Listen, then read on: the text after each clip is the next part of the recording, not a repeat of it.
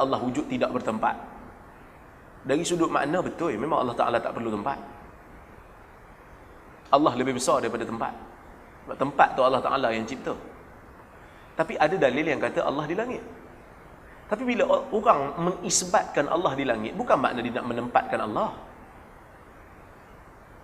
Bukan nak kata Allah, langit lagi besar pada Allah, Allah memenuhi ruang langit tau. Bukan. Tapi dia sebut macam mana yang Quran sebut. Tuan tengok dalam surah Ghafir. Fir'aun suruh, Ya Haman ibni li sarhan la'alli ablughul asbab as-samawat fa'attali'a ila ilahi Musa. Betul? Ayat tu kan? Wahai Haman, benakan tangga. Tangga nak pergi langit. Aku nak panjat langit. Aku nak tengok Tuhan Musa.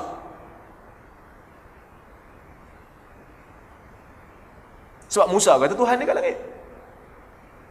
Ini bukan akidah Fir'aun. Kalau akidah Fir'aun, dia tak payah panjat tangga. Tak payah suruh ambil tangga sebab dia percaya dah. Ini sebab Musa kata Tuhan dia kat langit. Yang sebut ni bukan saya yang sebut. Ni Imam Tabari dalam tafsir dia. Jadi kalau orang yang kata Allah kat langit jadi kafir, Imam Tabari kafir ke?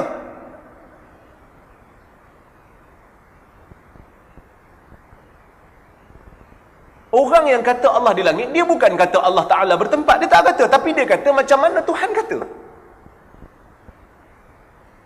Serupa macam ahli sunnah, Asy'ariyah kata. Saya bukan memusuhi Asy'ariyah. Saya tahu mazhab dalam negara ni yang dipakai yang rasmi Asy'ariyah. Bahkan saya kata mereka adalah ahli sunnah. Cuma cara mereka faham lain dengan Hanabilah faham, Hambali faham, Salafi faham. Metod nak faham je. Saya tak ada masalah. Contoh, Asy'ariyah kata kita boleh tengok Tuhan di hari kiamat. Saya belajar akidah sifat 20. Ada? Saya ada kot kan? Tuan-tuan mesti ada belajar sifat akidah 20. Sifat 20. Okey. Kalau kata Allah kat langit tu bermakna kita dah menempat kat Allah. Tuan-tuan, Asy'ariyah percaya kita akan tengok Tuhan. Mazhab Asy'ariyah yang dipegang dalam negara ni percaya kita akan tengok Tuhan di hari kiamat. Tuan-tuan, tengok ni, bila kata kita boleh tengok Tuhan, bukankah bila tengok tu makna Tuhan mesti berada di satu tempat baru kita boleh tengok? Mesti ada arah. Sedangkan Tuhan tak ada arah. Tuhan tidak bertempat. Tapi macam mana dia boleh percaya kita boleh tengok Tuhan dalam keadaan dia kata, kita tengok Tuhan dengan cara dia lah. Kita tengok Tuhan tanpa tempat. Boleh pula. Sebab tadi bila kita kata Tuhan bila di langit tapi bukan bertempat, tak boleh macam tu. Mana boleh, akal tak boleh faham. Tapi yang ni dia boleh faham lah. Bila kata tengok, kan Mu'tazilah dia tolak, dia guna akal, dia kata tak boleh. Mana boleh tengok Tuhan? Bila tu tengok mesti ada arah. Dan bila tengok mesti benda yang ditengok berada di satu tempat. Mesti jarak sesuai, mesti ada cahaya baru boleh tengok. Tapi dia kata, kita tengok cara Tuhan lah. Tengok Tuhan, cara Tuhan lain lah.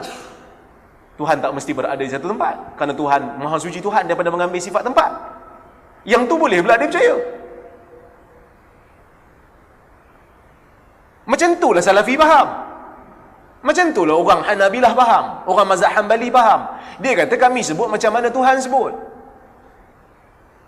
Tapi kami tak tahu macam mana. Nanti tanya Tuhan. Jadi kita belajar akidah tuan-tuan. Kita bukan nak bergaduh. Kita belajar akidah. Kita nak beriman.